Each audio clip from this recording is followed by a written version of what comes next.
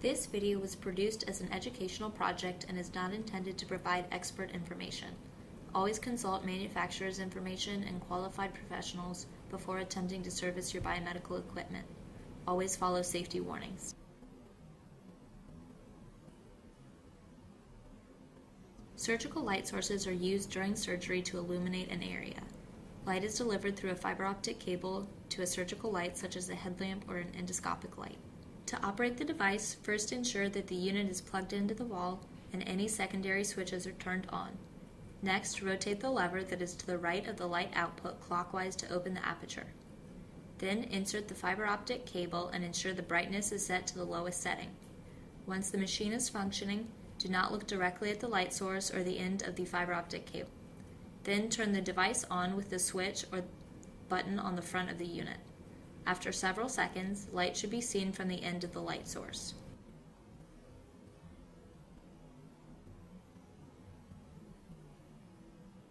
The brightness can be changed by rotating the brightness dial and then pressing Update. Other devices may have up and down arrows which allow for the brightness to be adjusted.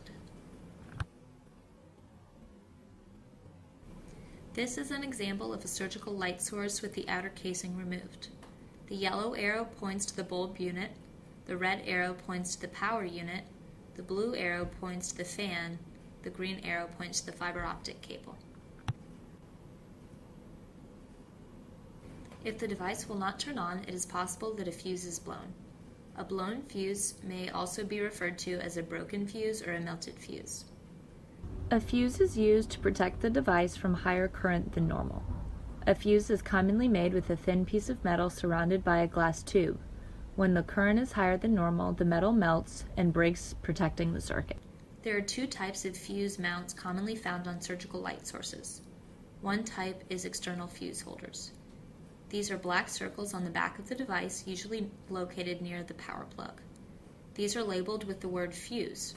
To remove them, place a screwdriver or coin into the groove and rotate counterclockwise to remove the holder. Then slide the fuse out of the holder and slide the new one in.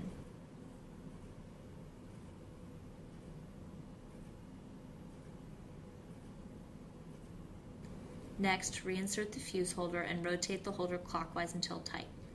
If there are no external fuse holders, the device has internal fuses. To change internal fuses, be sure the device is not plugged into a power source. Then the outer casing of the device must be removed. Once the fuse has been located, the fuse should be removed from its holder.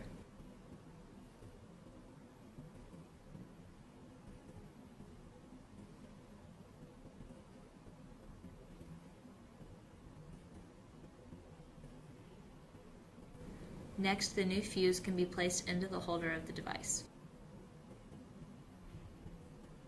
If there are visible light spots along the length of the fiber optic cable, or there are black spots in the light output, the fiber optic cable may be broken.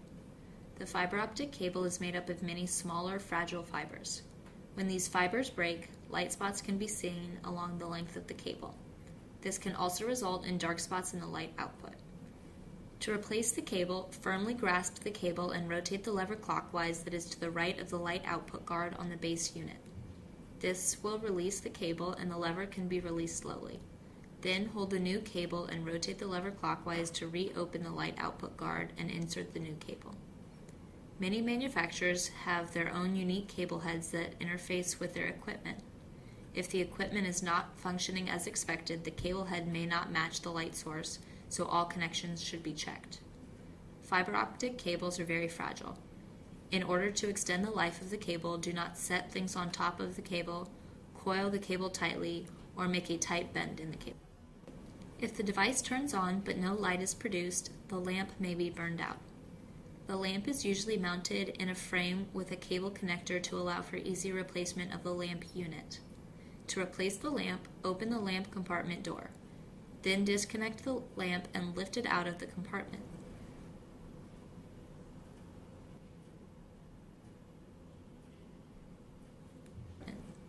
Then place the new lamp into the compartment and connect the cable.